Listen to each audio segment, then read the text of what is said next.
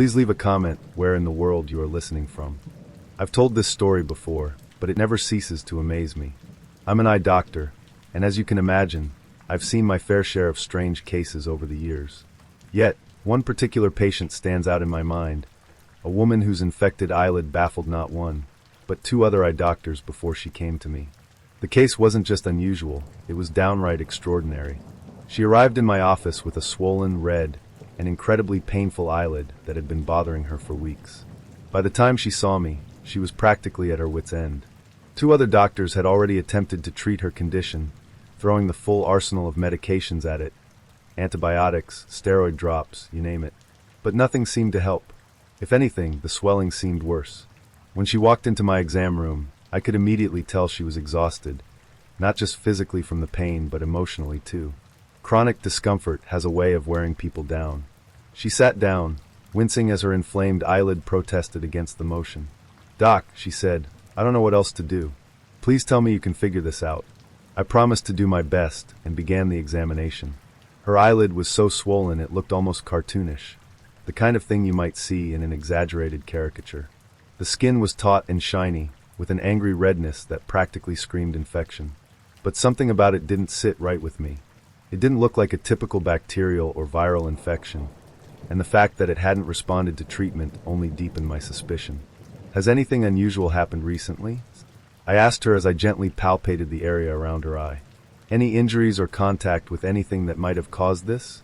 She hesitated for a moment, then said, "Well, a few days before this started, I was outside, and I felt a bug hit my eye. I didn't think much of it at the time. It just stung for a moment, and then I forgot about it. Could that have something to do with this?" A bug hitting her eye. That was an interesting detail. It wasn't the first time I'd heard of such a thing, but it definitely raised some red flags. I decided to take a closer look. At this point, her discomfort was palpable, and I knew the next step wouldn't be pleasant. I needed to flip her eyelid to examine the underside, a maneuver that's uncomfortable under normal circumstances, let alone with an eyelid as inflamed as hers. I explained what I needed to do, and she nodded, bracing herself. Using a cotton swab and a steady hand, I carefully flipped her upper eyelid. The moment I did, I saw it. Nestled in the tissue of her eyelid, there was something that definitely did not belong there. At first glance, it looked like a small abscess, a pocket of pus trapped beneath the surface. But as I peered closer, I noticed something odd. The material inside wasn't just goo. It was structured, almost organized. I decided to probe it gently. The moment my instrument made contact, the mass shifted slightly. It moved. My heart skipped a beat. This wasn't an abscess. This was something alive. "Stay very still," I told her, my voice calm but firm. "I think I see what's causing your problem, and I'm going to remove it. You'll feel a little pressure, but it shouldn't hurt." She nodded, her eyes wide with a mixture of fear and hope. Carefully, I used a pair of fine-tipped forceps to grasp the edge of the foreign object. As I applied gentle traction, the thing slid out in one smooth motion. It was a fly larva, about half an inch long. It was pale and wriggling, its segmented body glistening under the exam room light. For a moment, I just stared at it, equal parts fascinated and horrified. The patient, oblivious to what I had just removed, asked, "What was it? Did you get it?" "Yes," I said, choosing my words carefully. "It was a foreign body, a type of larva. It must have entered your eye when that bug hit you. But don't worry, it's out now." Her reaction was a mix of relief and shock. "A larva? Like a maggot? Oh my God." I reassured her that it was out, and that her eye would heal quickly now that the source of the problem was gone. I prescribed a basic antibiotic eye drop to prevent any secondary infection, and scheduled a follow-up appointment to monitor her recovery. Within 2 days, the swelling had completely resolved, and she was back to feeling like herself again. At her follow-up, her eyelid looked entirely normal, as though nothing had ever happened. She was ecstatic, and more than a little grateful. As for me, I couldn't stop thinking about the case. It wasn't every day you encountered something like this. I'd read about cases of ocular myiasis, an infestation of fly larvae in the eye, but it was one thing to read about it in a textbook and quite another to see it firsthand. This happened to me. This is from the days when I used to live back home. I used to live in Karachi, Pakistan, but now moved to UK. We used to live very close to a CID, Police Investigation Department, aka Pakistani FBI, building which we all were unaware of, and always thought it was just an ordinary government building till on 11th, November 2010. On that day, around evening time coming home from work, I thought I'd better hit the gym, because they had a sauna, and after being tired from all day work, that sounded like a good idea, which was hardly 0.3 miles away, so I decided to walk to the gym. I change quickly and leave for the gym and start walking towards the gym. This is almost I've hardly walked like 10 minutes, and I'm 0.1 miles away roughly, and all of a sudden for a nanosecond I feel that ground is shaking, and the next thing I hear is the loudest bang I've ever heard, followed by a pressure kick into my chest. Now, to let you guys know, both the ears started bleeding because the bang was so loud, and for the reference, the kick in the chest was as bad as Big Show wearing military boots and kicking you in the chest straight with full force. Next thing, I'm on the ground covering my ears because they are in agony and covered in dirt, trying to figure out what's happening. As I'm trying to figure out, I can see all the cars' alarms have gone off. Anything made up of glass has been shattered in roughly 1 to 2 miles area. I'm still trying to figure out what has happened, and I start smelling gunpowder, and as if someone is making a barbecue and is being burnt. I will always remember that smell, which was something unsettling. Next things, rock and dust particles starts landing on me and the surrounding areas, which had 1 to 1.5 inches long of pieces of human skin and flesh. I am not believing that I have another human skin piece stuck to my arm. I brush up my clothes and arms, getting up and covering my ear, recovering from that pressure kick. As I move closer to a spot in a street where I am hearing loads of people screaming and crying, I see a few 3 to 5 feet cracks between some walls of the building which have been destroyed by the shockwave of the bang. I see the gap between a wall and move into the area where I see these scenes straight from a Hollywood movie where people are crying, cars on fire, and dead bodies on the ground. By this time I'm thinking it's a bomb blast, and that's what has happened. As I move closer, I see a 10 feet and 30 feet wide crater which has been filled with the water, and the building, which was a CID building, is no longer there. There are hundreds of people lying on the ground crying for help, as some of them don't even have legs or limbs, or some don't have their complete bottom. I am still in a state of shock looking around, and I see a woman crying and hitting herself because she had her husband dead whose legs and torso was missing. I seen that later. I see several people without legs, brains out and no limbs. One thing which haunted me for sure was a 18 to 20 years old guy who was dead and lying on the floor, towards his chest on the floor with his neck turned towards me. I can still remember him looking straight into my eyes. His feet were flipped the other way around. After the police arrived and media arrived, I came back home after it got crowded. After I came home after the dusk every day, I would see that 18 to 20 years old boy standing and staring into my eyes. I would wake up screaming throughout the night and see that guy standing at the doorway just staring at me. For 2 to 3 weeks, I would see this guy regularly during midnight, standing in my hallway staring through my soul. I still remember that guy's face and the shockwave and the sound of the blast. P.S. to this day, even the slightest bang or even a loud music drops freaks me out, sometimes reminding me of that shockwave. I'm married, so sometimes I tell my wife that the bang just reminded me of the shockwave I witnessed in this accident. I don't tell her, but inside my heart I pray secretly that God don't ever put anyone through that, even in their wildest dreams. I used to love swimming. I practically lived in the water whenever I had the chance. Snorkeling, scuba diving, even cliff diving, I did it all. There was something about the ocean that called to me, something mysterious and exhilarating. But all of that changed one summer when I was 19. Everything changed. The year before, when I was 18, I had read the Necronomicon. Not the real one, of course, just a collection of Lovecraft short stories bearing its name.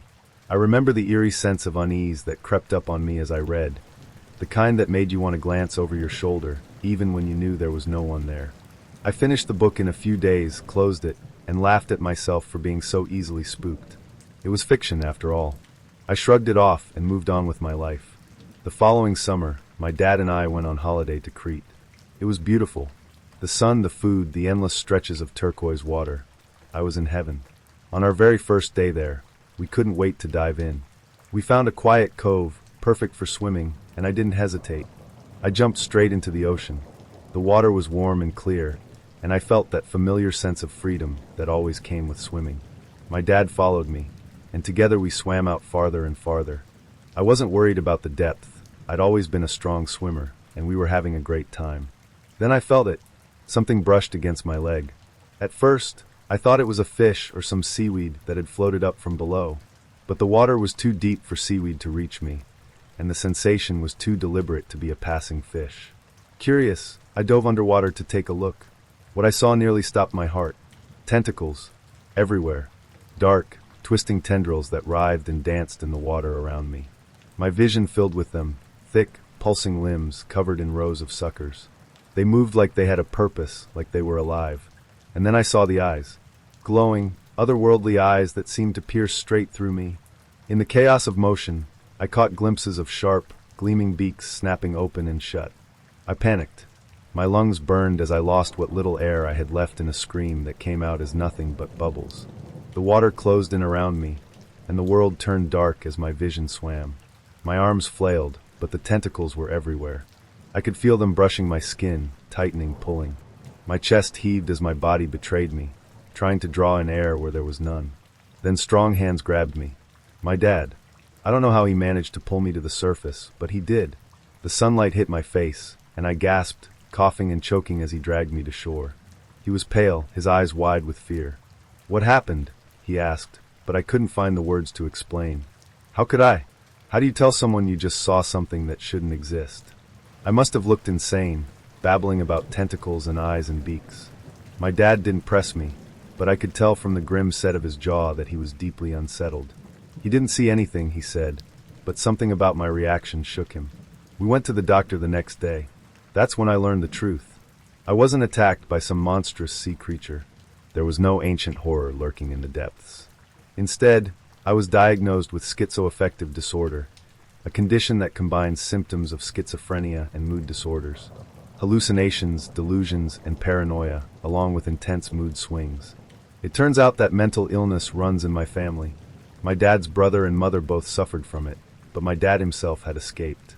He thought I had too. He was wrong. The diagnosis explains so much.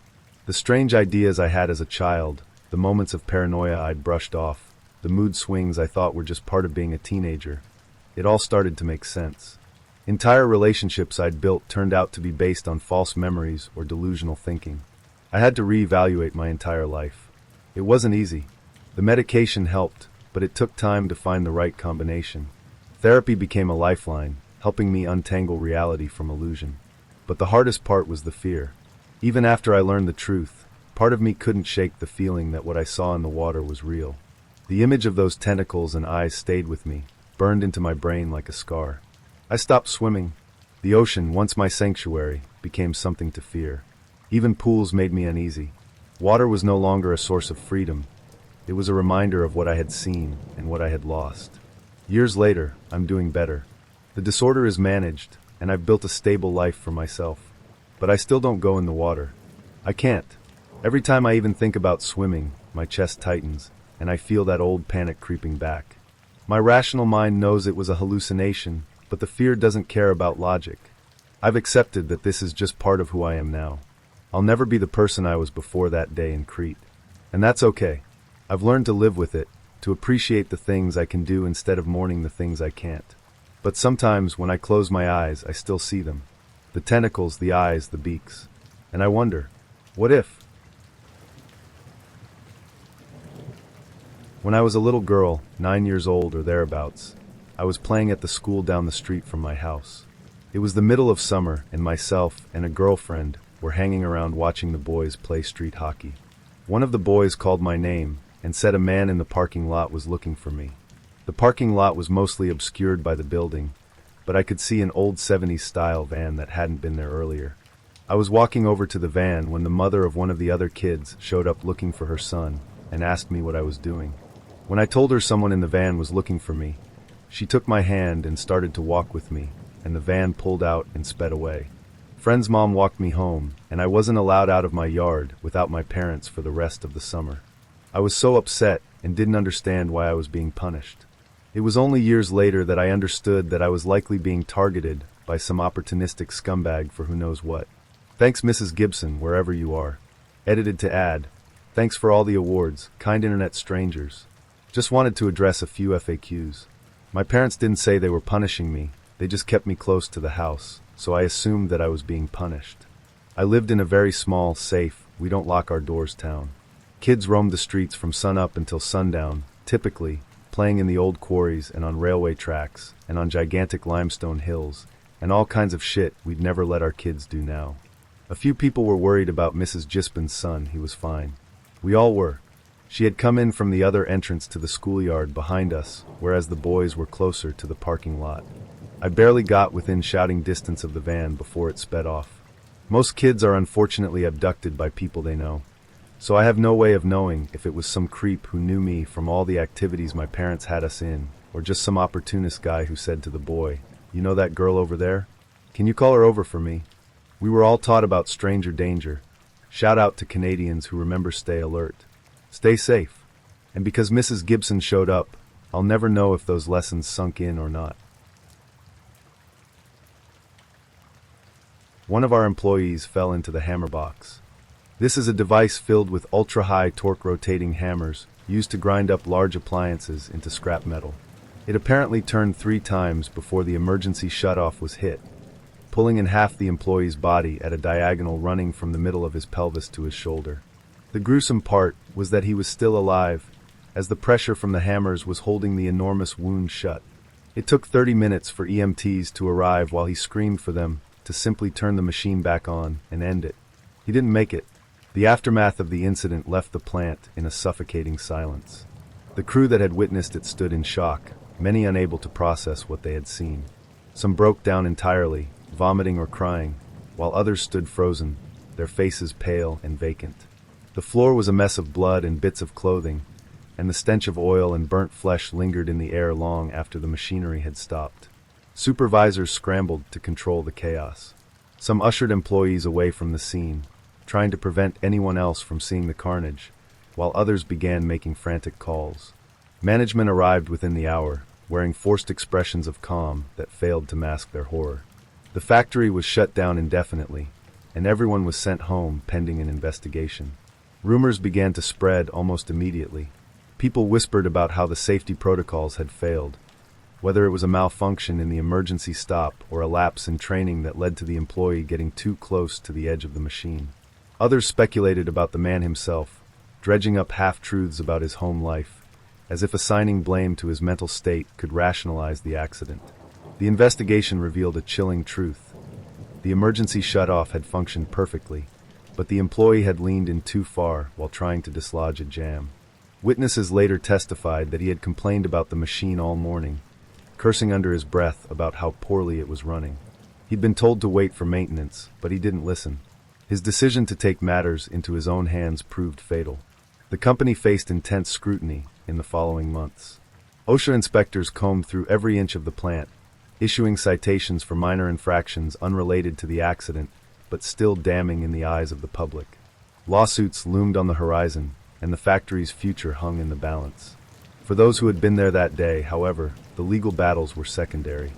Many struggled to return to work, haunted by the memory of their co-workers' final screams. Counselors were brought in, but their visits did little to soothe the raw nerves of the staff. Some employees quit outright, unable to step foot in the building again. One particularly shaken worker, a man who had been closest to the victim when it happened, developed severe PTSD. He couldn't sleep without hearing the mechanical grind of the hammers in his head or the pleading voice begging for release.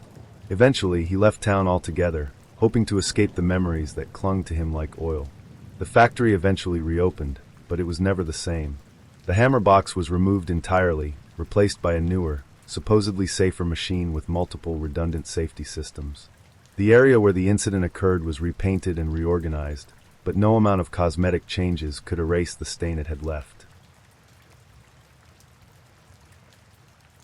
I'm a crime writer and once interviewed a woman who told me a horror story about something that happened to her as a girl, an experience so chilling that it clings to my memory like a ghostly shadow. She was about 10 years old at the time, and like many children her age, had a vivid imagination that often turned shadows into monsters and the creaks of her house into whispers of something sinister. But what she encountered went beyond the bounds of imagination. Her trouble began with sleepless nights. She was convinced the boogeyman lived in her closet. Night after night, she lay in her bed, too scared to close her eyes, feeling the weight of his stare pressing on her from across the room. Each time her anxiety overwhelmed her, she would summon the courage to dart downstairs to her parents, clutching at the hope they could banish the terror. "There's no such thing as the boogeyman," her father would tell her, his voice tired and firm, repeating the same reassurance every night. He would guide her back upstairs, tuck her in, and admonish her to stop letting her imagination run wild. But the fear never subsided, and the cycle repeated for several nights. By the fourth or fifth night, her father's patience had worn thin. He decided to confront the issue head-on. Holding her by the hand, he escorted her back to her room, flicked on the light, and announced, "I'll show you there's nothing to be afraid of." She stood frozen at the doorway as he strode toward the closet. His confidence was a lighthouse in her storm of terror. "See," he said, reaching for the doorknob. But as he pulled, the door didn't budge. It was stuck, not locked, not jammed, but held closed by a resistance from the other side. Her father's expression shifted in an instant from one of exasperation to something she couldn't quite understand at the time: dread. He turned to her and said, his voice steady but quieter now, "Go downstairs and get your mother." She bolted, heart pounding, stumbling over her own feet in her haste to escape. Behind her, she could hear the muffled sounds of her father wrestling with the door, his grunts interspersed with thuds as he threw his weight against it. She reached her mother in the kitchen, shouting incoherent words about the closet and her dad. By the time her mother rushed upstairs, she found her husband standing over a disheveled, wiry man sprawled on the bedroom floor. The intruder's face was bloodied, his nose clearly broken, and he was groaning in pain as her father stood above him, fists clenched. The man had been hiding in the girl's closet. Not just that night, but for several nights. He had found a way into their home, a window left unlocked in the basement, as they later discovered, and had been using it to sneak in after the family went to bed. He would climb the stairs, slip into her room, and stand silently in the darkened closet, watching her as she tried to sleep. The police were called, and the man was arrested that night. As officers led him out of the house in handcuffs, the girl saw him for the first time clearly. Pale, gaunt, with eyes that seemed to hold neither fear nor remorse, only a strange, detached curiosity. He didn't speak a word, not even when they pushed his head down to load him into the patrol car. In the days that followed, the family learned more about him. He was a drifter, a man with no fixed address and a history of petty crimes and vagrancy. But it wasn't his criminal record that haunted them. It was what the police found in his backpack: a knife, a length of rope, and a disposable camera with undeveloped film. When the photos were processed, the family's worst fears were confirmed. Among images of random landscapes and street scenes were several taken inside their home. Pictures of the girl's room, her bed, and most chilling of all, her sleeping face, snapped from inches away. The man was convicted on charges of breaking and entering, trespassing, and attempted kidnapping. He was sentenced to several years in prison, and the family tried to move on, though the experience left scars that never fully healed. The girl couldn't sleep alone for years after that, and even as an adult, she struggled with anxiety and trust issues. When she told me this story during our interview, decades had passed since that terrifying night. She spoke calmly, her voice measured, as though she had recounted the events many times before and had learned to detach herself from the raw emotions they once stirred. But there was a tension in her posture, a subtle unease that revealed how deeply it still affected her. Curious about the man who had shattered her childhood, I decided to do some digging after our conversation. It wasn't difficult to find records of his arrest and trial, public information available with a bit of persistence. But what I discovered sent a chill down my spine. He had been released on parole 2 years earlier. His probation officer reported that he had been compliant at first, checking in regularly and adhering to the conditions of his release. But 6 months ago, he had stopped showing up for his appointments. Authorities had issued a warrant for his arrest, but he had disappeared without a trace. I've posted this story before, but here it is again, mine. It's one of those memories that wasn't fully mine at first. It was passed down to me through my parents, retold in hushed tones over the years, a story they seemed almost afraid to let go of but terrified to keep holding on to. When I was a baby, my dad played on a softball team. It wasn't anything serious, just a casual league made up of co-workers and friends, the kind of thing that was more about beer and pizza after the game than the game itself. It was social, family-oriented, the sort of group where everyone brought their kids and hung out late into the evening, watching toddlers chase each other around picnic tables while the adults unwound. My parents were particularly close to 2 other couples from the team, both of whom also had young kids. They'd often get together after games, sometimes at the local bar, other times at someone's house for more drinks and conversation. It was a routine, comfortable, safe. That night was supposed to be the same. The other two couples had hired a babysitter to watch their kids at one of their houses while they all went out to the game. The sitter's boyfriend had come over too, something the parents probably didn't know about but wouldn't have thought twice about if they had. Teenagers being teenagers. It was harmless, or so it seemed. After the game, the other couples invited my parents back to the house for more beers and some late-night laughs. Normally, they would have gone without hesitation. But that night, I wouldn't stop crying. I don't know if it was teething, an upset stomach, or just one of those inexplicable baby moods, but my mom decided they needed to head straight home. She didn't want to drag a fussy baby to a late-night hangout. My dad protested a little. He always loved those after-game hangouts, but my mom put her foot down. They left, and that decision saved our lives. When the other couples returned to the house later that night, they walked straight into a nightmare. Two men had broken in while they were gone. They'd tied up the kids, the babysitter, and her boyfriend. Then they waited for the parents to come home. What happened next was methodical and brutal. The intruders forced the fathers to drive them to banks and stores to drain accounts and empty safes. One of the dads was a grocery store manager and had access to the safe in his store. They made him open it. Once they'd gotten everything they could, they brought the fathers back to the house. That's when it turned horrifying. They killed everyone. Both couples. The kids. The babysitter and her boyfriend. No one survived. The details were grim, but my parents didn't share all of them with me right away. It wasn't until I was older, old enough to read the newspaper clippings my dad had saved, that I fully understood what had happened. The bodies were found bound and executed. The house was ransacked, with signs that the intruders had lingered there, reveling in what they'd done before disappearing into the night. The killers were caught eventually. They weren't criminal masterminds, just two men with long records of theft and violence who had decided to escalate. What struck me most when I read about them was how ordinary they seemed. They weren't monsters hiding under beds or shadows lurking in closets. They were men you might pass on the street without a second glance. My dad attended the trials. He said it was the first time in his life that he seriously considered supporting the death penalty. He wasn't a man who believed in vengeance, but seeing those two in court, hearing the testimony about what they'd done, it changed something in him. My mom didn't go. She couldn't. For years after, she kept my crib in her room and didn't let me out of her sight. Even as I got older, she'd double-check that the windows were locked at night and flinch at unexpected knocks on the door. I think part of her always believed that it could have been us. That if I hadn't been fussy that night, we would have been there too, drinking beers and laughing, completely unaware of what was waiting for us. And she wasn't wrong.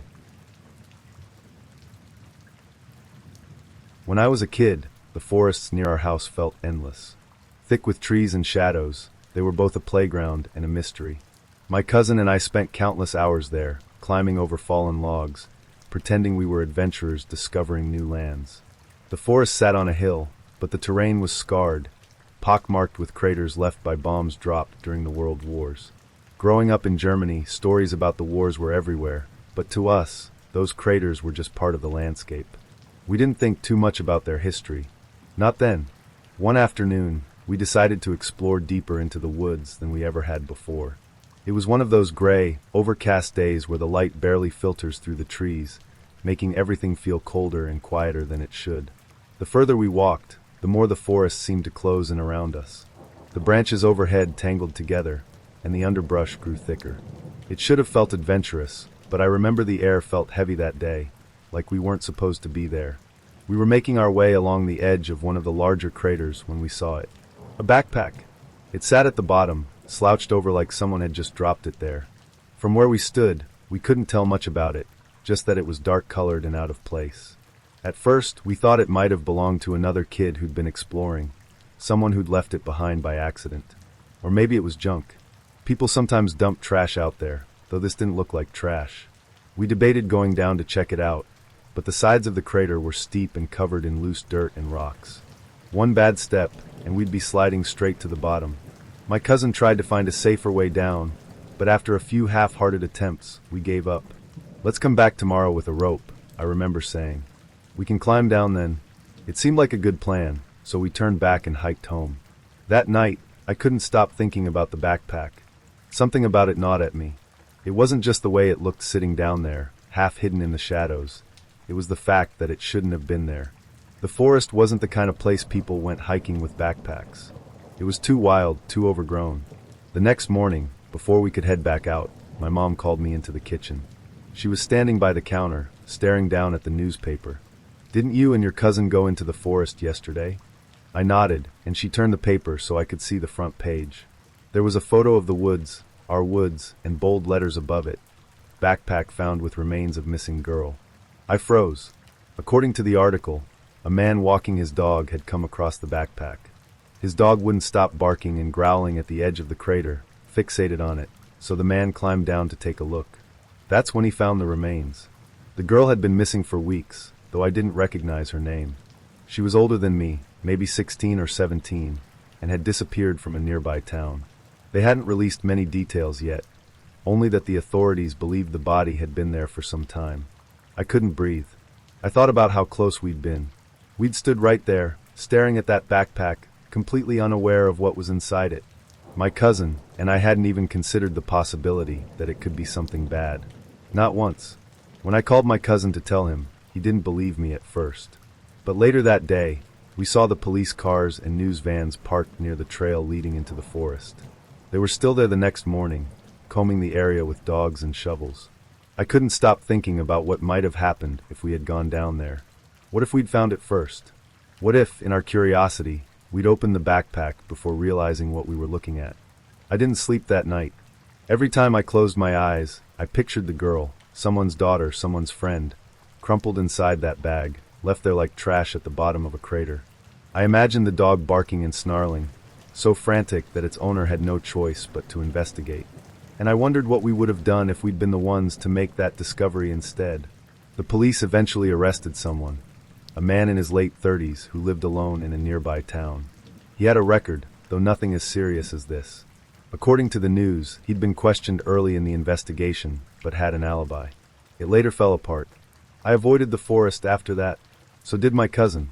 We tried once to go back. A few weeks later, after the investigation had wrapped up, we made it as far as the tree line before turning around. Neither of us said anything, we just knew. The forest didn't feel the same anymore. One of my dad's friend's wives was murdered by some random, crazy guy walking down the street. It wasn't a robbery. It wasn't some long simmering feud. It wasn't even a crime of passion. It was just completely senseless. One of those things you hear about, but can't ever imagine happening to someone you know. This guy, the killer, had just been released from a mental hospital. From what my dad told me, he'd been in and out of institutions most of his life. There were red flags, but apparently nothing big enough to keep him locked up. So they let him out. No real plan. No real oversight. And then he killed her. She was just walking home. That's what gets me. She wasn't out late at night or walking through some sketchy alleyway. It was broad daylight, in a nice neighborhood where everyone knew each other. She had just been running errands and was on her way back, probably thinking about what to make for dinner or what show to watch that night. I don't know exactly how it happened, how she crossed paths with him. The details were hazy, and I think my dad spared me some of them, probably for the best. But from what I gathered, this guy had been wandering around the neighborhood, muttering to himself, maybe looking for someone, or maybe just looking. And then he saw her. He stabbed her right there on the sidewalk. A neighbor heard her scream and called the police, but by the time they arrived, it was too late.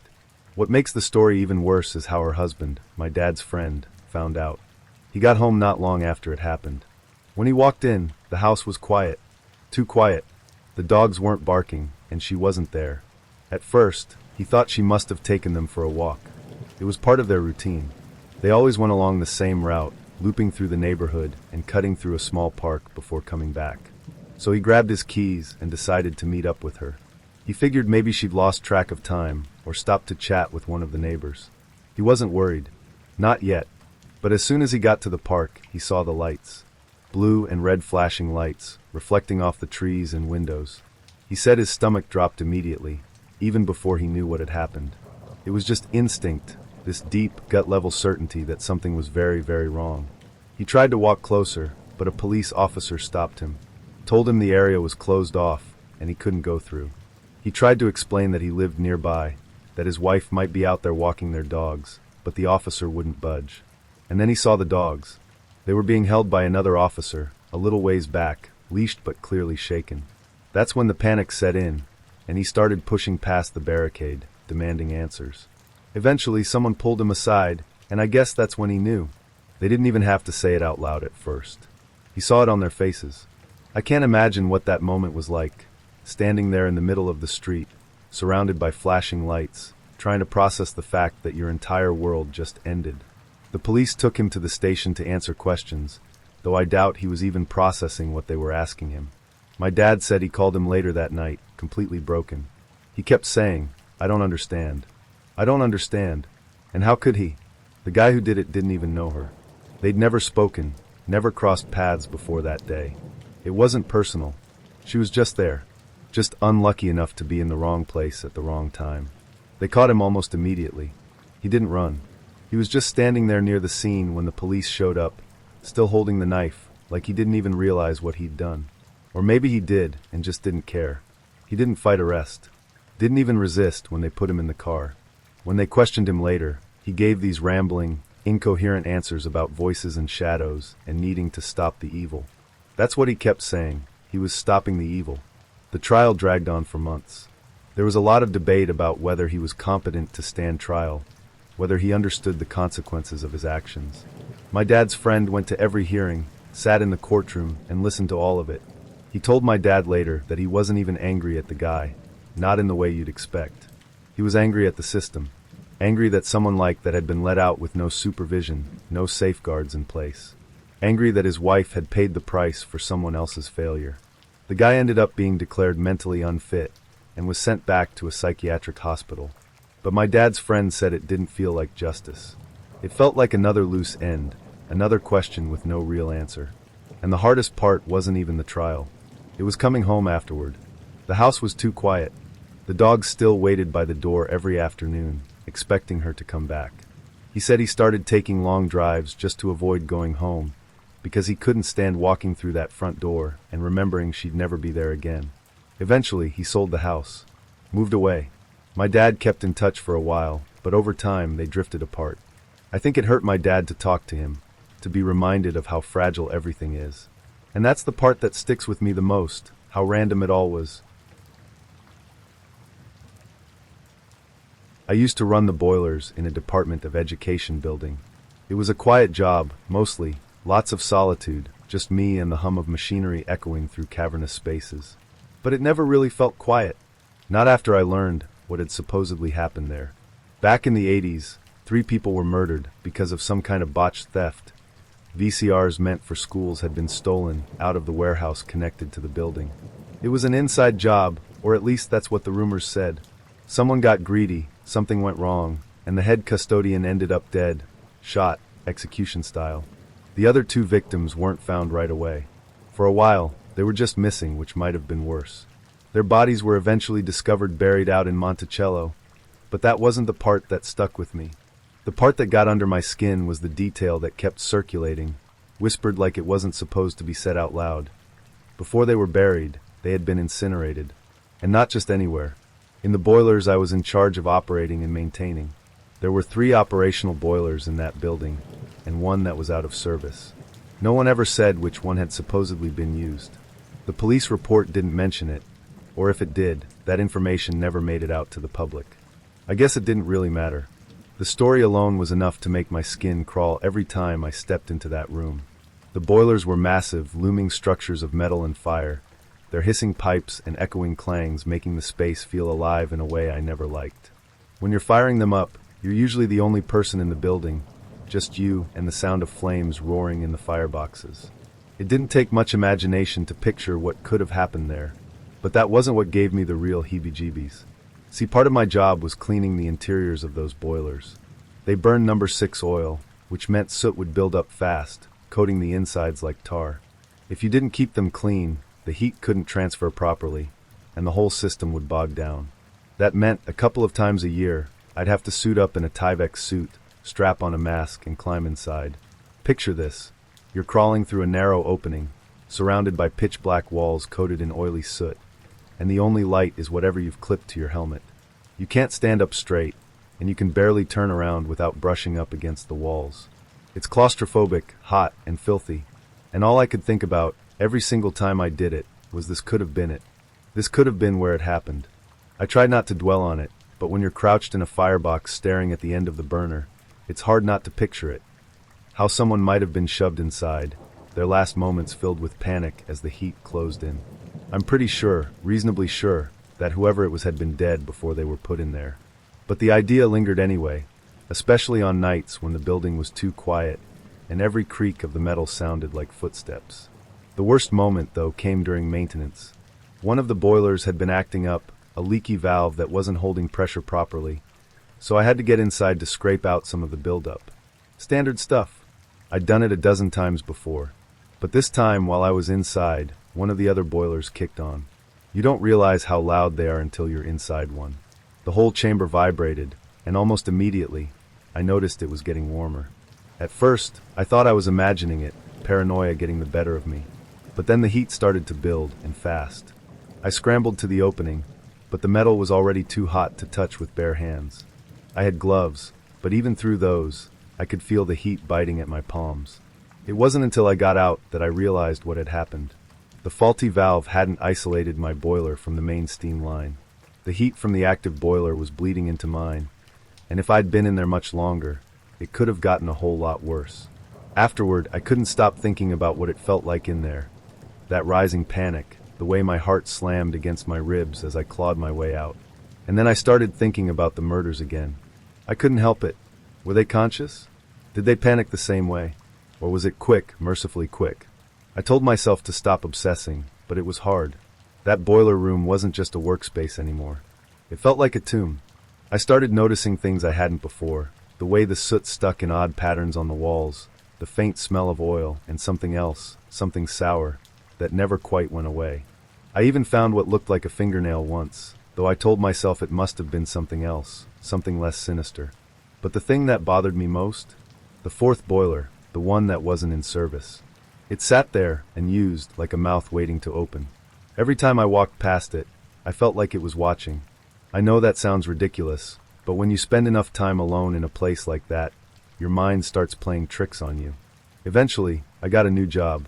Better hours, better pay, and no boilers. But even now, I still think about that room.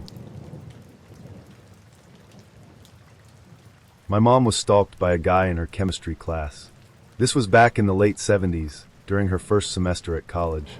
They were lab partners, and Mom thought he seemed cute and nice, and was too shy at the time to ask him out, but she said if he'd asked her out, she would have went.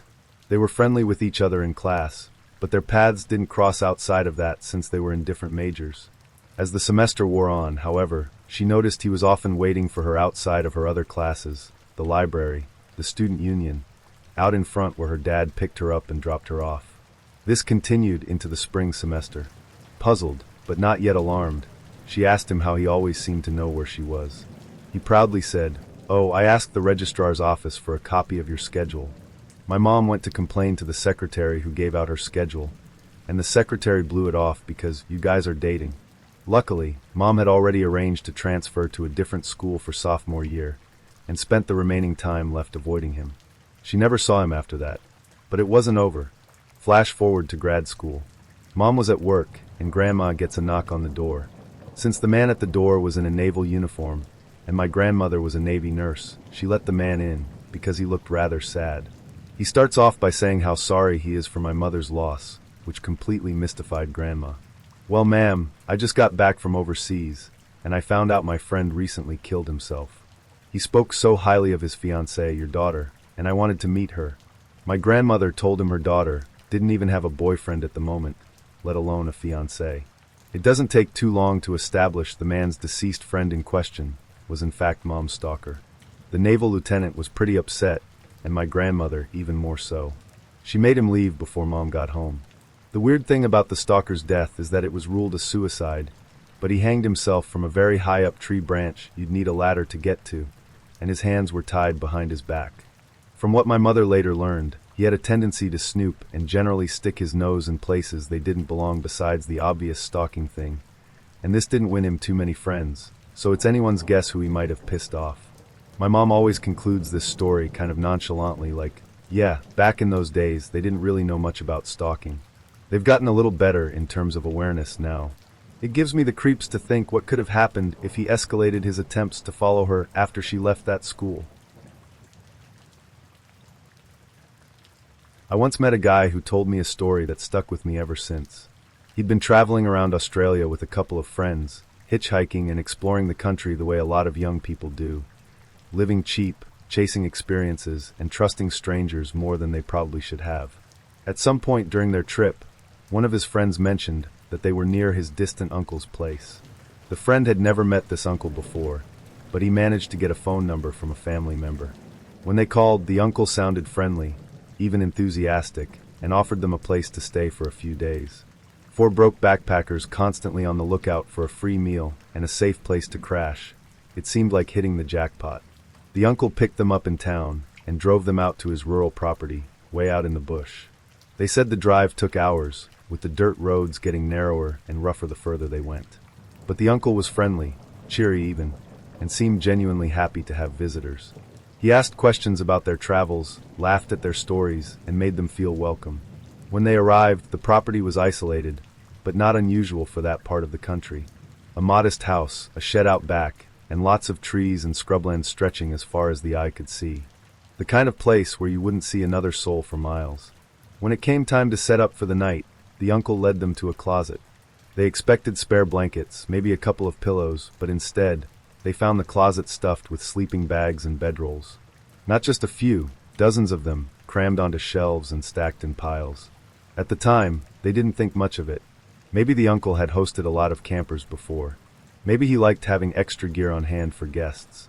The place did have a sort of weekend retreat vibe, like it might have been used for scout groups or church camps at some point. So they each grabbed a sleeping bag and set up on the living room floor. They ended up staying a couple of days. The uncle cooked meals for them, showed them around the property, and even let them borrow an old truck to drive into town for supplies. He never acted strange, never said anything that raised alarm bells. He was just normal. And when it was time for them to leave, he drove them to the bus station, waved goodbye, and told them to keep in touch. That was it. For a year, the guy thought nothing more about it. It was just another stop on their trip, another generous stranger helping out a few broke travelers. Until the news broke. The uncle had been arrested and charged with multiple counts of murder. He wasn't just some odd but harmless recluse in the bush. He was the man authorities had been hunting for years, the one picking up young hitchhikers, backpackers, and drifters and slaughtering them. When the guy telling me the story found out, he said it felt like the ground had been ripped out from under him. He started replaying every moment they'd spent there, every interaction, searching for something he might have missed, a sign, a warning. But there was nothing.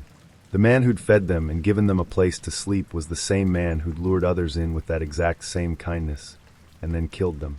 The detail that haunted him the most wasn't the fact that they'd been in the house, or even that they'd trusted this man completely. It was the sleeping bags. When the police released details about the case, they reported finding personal belongings of the victims at the property, clothes, shoes, and sleeping bags. Lots of sleeping bags. That's when it hit him.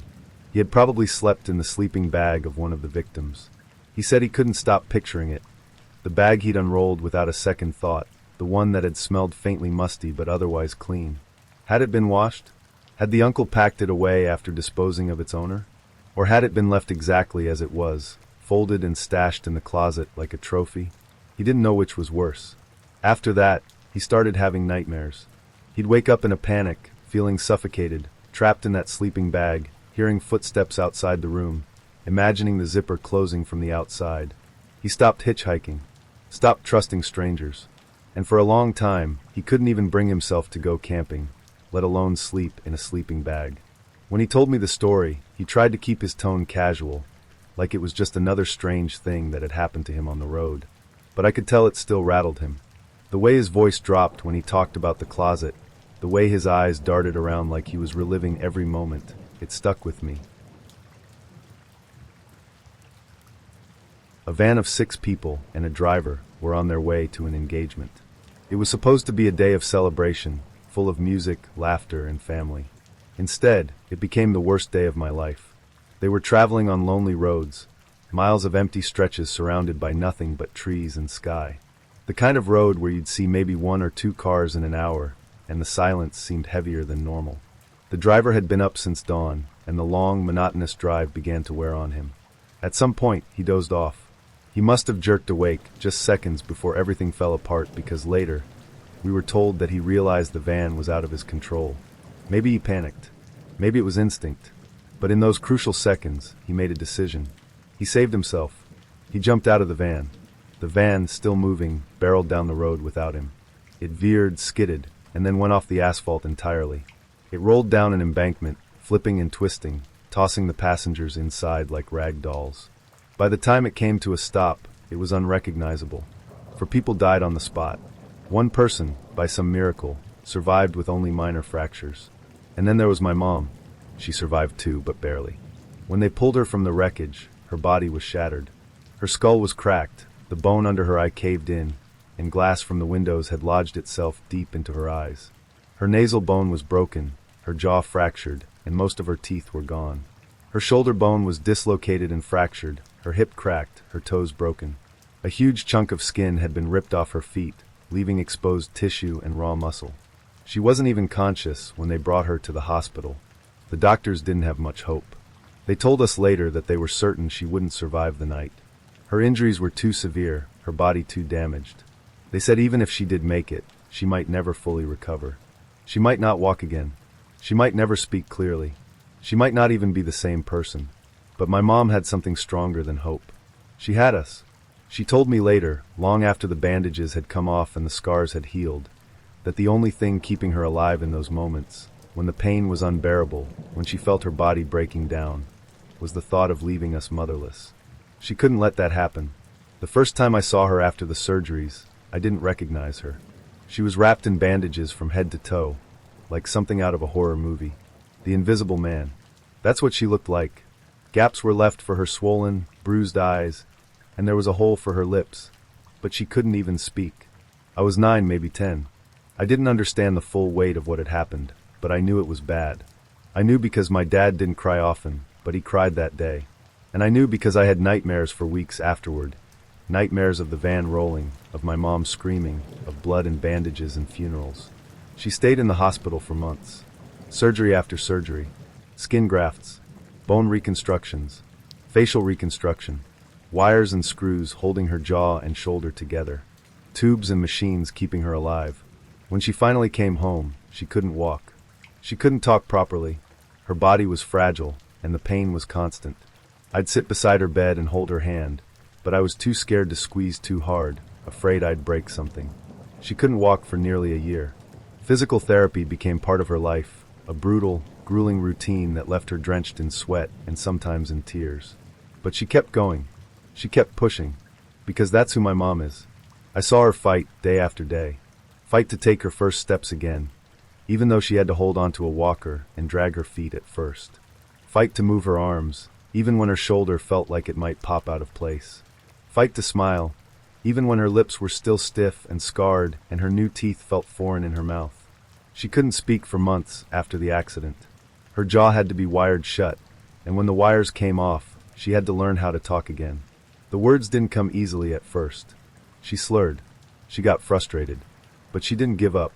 Slowly, piece by piece, she came back to us. She never looked exactly the same. The scars never completely faded. Her face changed.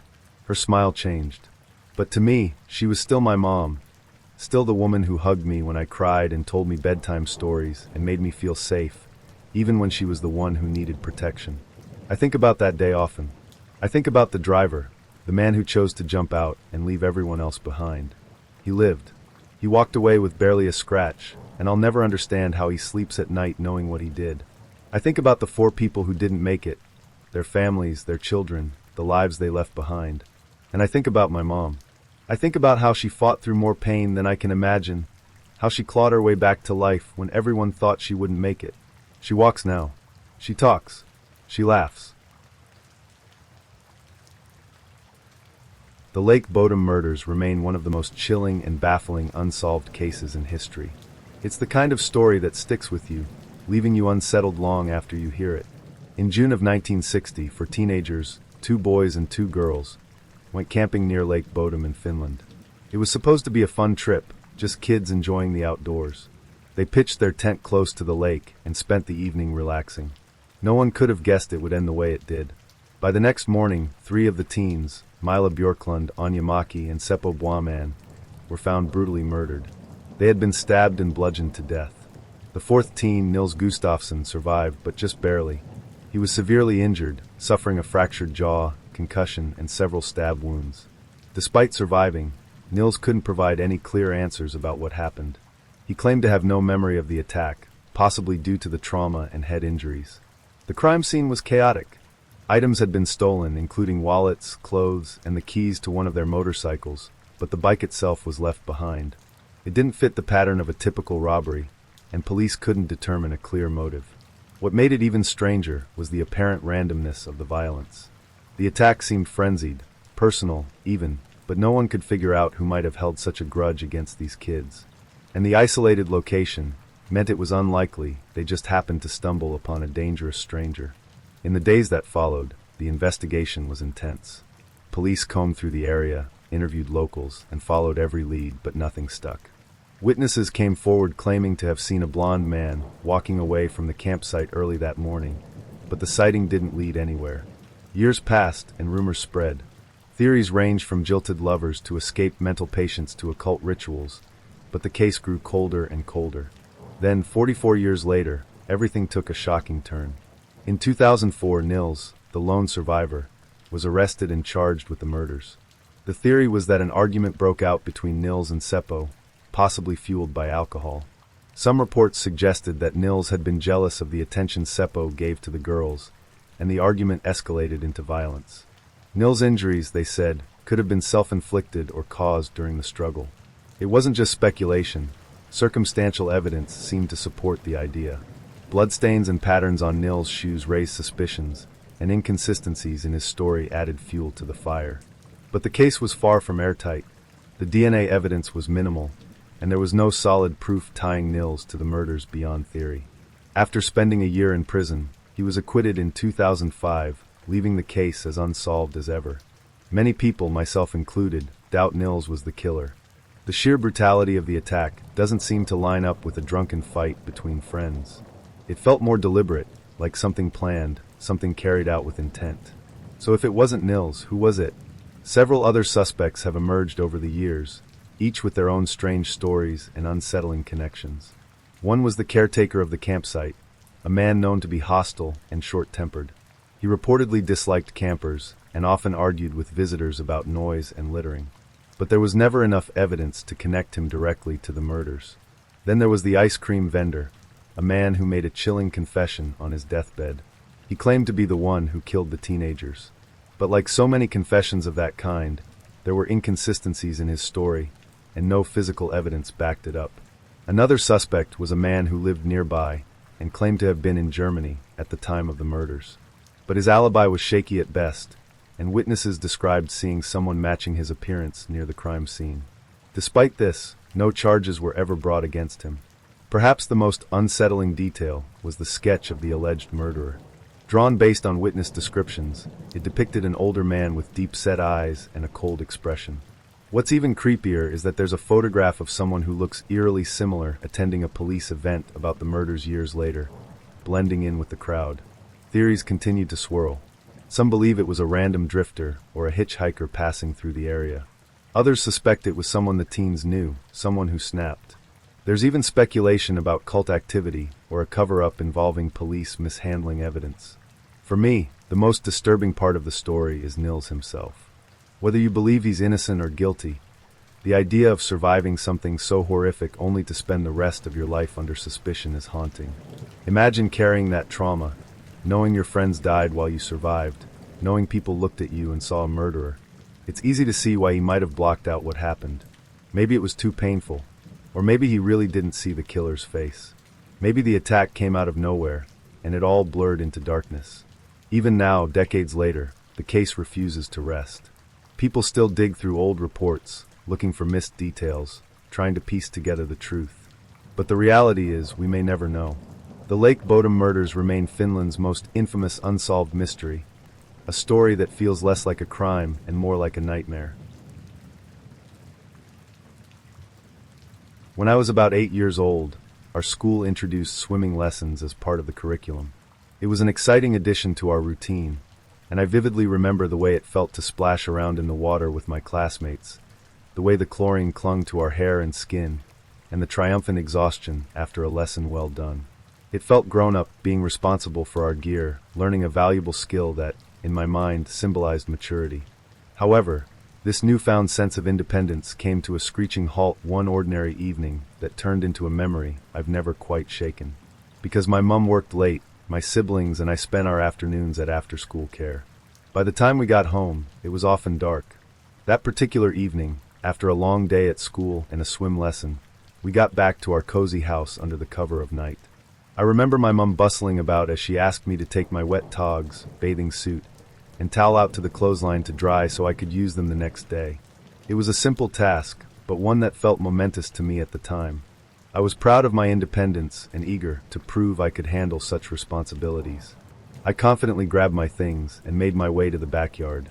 Our yard wasn't particularly large, but it felt like an expansive space to an 8-year-old, a shadowy expanse of grass and fencing under the faint glow of our porch light. I remember the sound of crickets chirping and the cool night air on my skin as I walked toward the clothesline. At that moment, I felt capable, like I was growing up, becoming someone who could handle tasks like this without fear or hesitation. But then everything changed in an instant. As I approached the clothesline, out of the corner of my eye, I caught movement. My heart skipped a beat as I turned to see a man, an unfamiliar figure, running directly toward me. It was the kind of moment you see in movies but never expect to experience in real life. My blood turned to ice, and instinct took over. I screamed, a piercing sound that tore through the quiet of the evening, and bolted back inside. My hands fumbled with the door, but I managed to lock it behind me, heart pounding so loudly it felt like it might burst from my chest. The next few moments were a blur of panic and adrenaline. My mum, hearing my scream and the commotion, rushed to my side. She told me later that she had heard the man jump the gate near her bedroom window immediately after my scream. The realization that someone had been lurking in our backyard, possibly watching and waiting, was chilling. It wasn't just the fear of the moment, but the lingering sense of vulnerability it left behind that changed the way I viewed the world. That night, I couldn't sleep. I lay in bed with the light on, every creak of the house sending a fresh wave of anxiety through me. I imagined the man returning, wondered if he had been targeting our home specifically, and felt the oppressive weight of knowing there was no clear answer to any of my questions. My mum tried her best to comfort me, but even her reassurances couldn't erase the memory of that figure charging toward me in the dark. For years afterward, I struggled with a deep-seated fear of the dark. It wasn't just the darkness itself, but what it could conceal. The backyard, once a space of play and imagination, became a place of unease for me, a shadowy reminder of what had happened. I slept with the light on until I was 16, unable to find peace in the shadows that used to feel harmless. Even now, as an adult, I feel the echoes of that night in the small, everyday decisions I make. I get my husband to go outside for me after dark because the thought of stepping into the night alone still stirs something primal in me, a vestige of that little girl clutching her wet togs, frozen in terror.